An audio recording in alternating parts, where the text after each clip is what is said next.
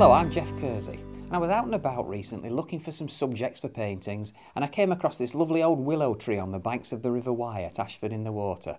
I took a few photographs and did a quick sketch, which I've now brought back to the studio and transferred to this sheet of £140 rough paper. I've put a bit of masking fluid on and I'm ready to start mixing some colours. So I've got the large number 16 brush and I'm going to start by mixing some blue for the sky, just a drop of cobalt blue. We actually don't see much of the sky by the time I've finished putting the trees in. And then I want to go on to mix some colours to put soft shapes in to represent the distant trees. So we'll look at a bit of raw sienna and burnt sienna, a sort of warm orangey brown colour. We'll have a bit of purple, some cobalt blue and rose madder, a little bit thicker than the sky. We'll have a bit of green as well now. I'm going to take some Oriolin and cobalt blue and I'm going to make that into almost an olive green by adding a bit of raw sienna to it. And then I want a nice rich brown, mainly for the colour behind this willow tree, and that's burnt sienna and cobalt blue.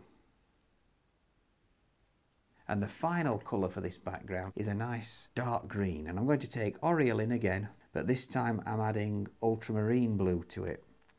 That gives me a much richer, darker green. It's got to be quite a thick mixture as well, plenty of pigment. And I'm going to make that slightly olive as well by adding a bit of burnt sienna this time.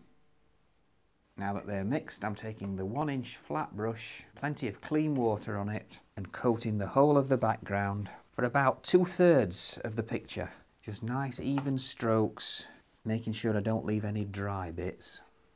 I want this to stay wet long enough for me to complete this whole background, so I'm putting a bit more water on so that the paper actually absorbs the water rather than it just sitting on top. And then straight away the number 16 brush and just a touch of this cobalt blue at the top. The board's at a slight angle so it will drift down into the picture. Then I do need to leave that a few moments for the shine to start to go off the paper so it's not too wet. And that should be okay. So I've got some raw sienna and burnt sienna, and we'll start to put the tops of the trees in at this right hand side.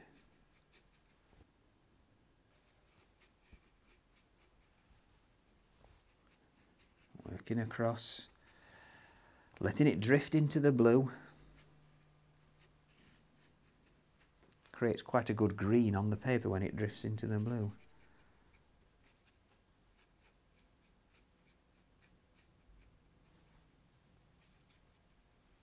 And now a bit of that nice purple colour, cobalt blue and rose madder. Again, that mixes with the raw sienna and burnt sienna on the paper and gives us a nice warm grey. Just a background, just a sort of backdrop to the picture we're creating at the moment. And then start to introduce a touch of green. It's important that you work rapidly at this stage so that you get these soft, diffuse shapes.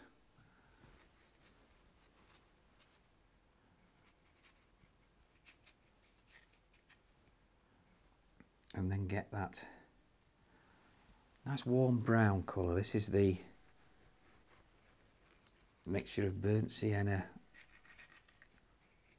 with a touch of cobalt blue. And then the dark green. As if you try and look behind the willow tree, you can see some fairly strong darks. Same across at the other side here where we get down towards the water's edge. And in the background there, just touching it in, giving me these soft shapes because the paper is still damp. I'm getting the number 8 brush again, and I'm going to put a few little bits of sunlight in by taking a touch of lemon yellow and letting that wander into the dark green. Just a little bit of brightness amongst the darks there. Same at this left hand side. A touch more of the raw sienna and burnt sienna. Really important at this stage to just keep going, taking advantage of the damp background Don't need to worry about that tree trunk there because that's got masking fluid on it. Bringing it right down to the masking fluid at the water's edge.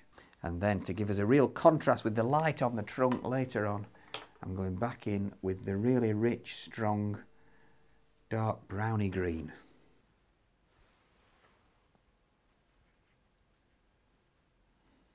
Okay, so that just needs a little bit of time to dry.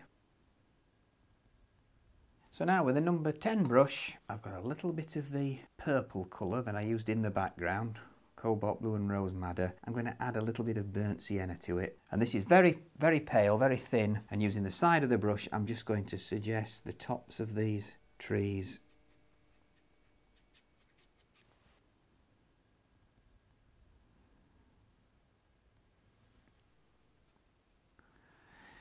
And then I'm going to take a little bit of Oriolin and raw sienna and do the same sort of thing on the left hand side for the willow, just to give me a few shapes to work the branches out to.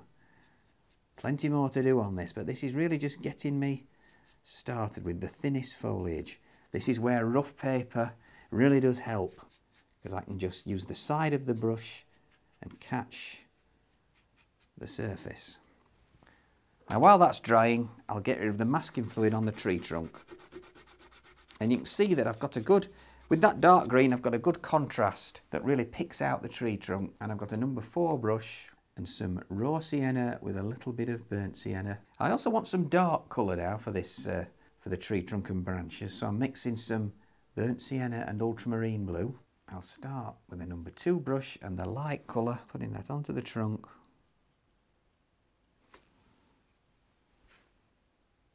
And as I come up there, I'm going to introduce a little touch of opaque colour, some Naples yellow.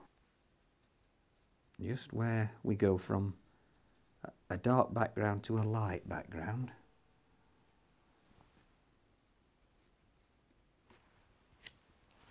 And then introduce the dark into it.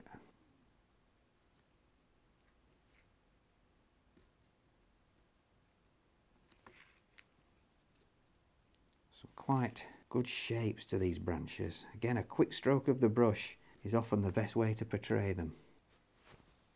And of course some of these will be covered later on by the foliage, but we need to have enough structure there so that in the gaps in the foliage you glimpse it now and again. I've got some more Naples yellow, to which I've added a little bit of raw sienna, which is a fairly opaque mixture, and I'm putting a bit of light in amongst these as well, just to help pick them out against the darker colours. There's a branch over at this right hand side of the tree that makes an appearance where the foliage becomes thinner. And then while those branches are drying, we'll look at the masking fluid on this little building in the centre. Get rid of that